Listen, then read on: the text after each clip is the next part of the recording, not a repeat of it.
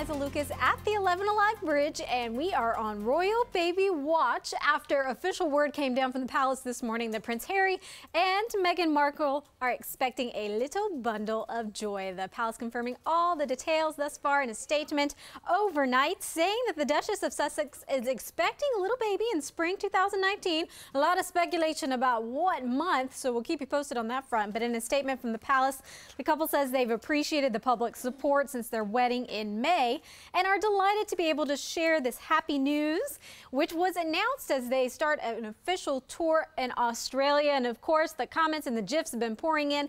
Last count, I think I had about 5 hashtags going in our Twitter feed this morning that were dedicated to the royal baby. A lot of congratulations pouring in, talking about one lucky baby, that's for sure. Now, this little baby, this royal baby, will be 7th in line to the throne. And look at the names are already starting to pour in. People already starting the bets for this as well. So we want to hear from you. We've got a conversation going up this morning, that share photo on our Morning Rush Facebook page. Want to hear the names, and you can continue to follow the conversation online and your thoughts on our Facebook page or by joining the hashtag Morning Rush ATL.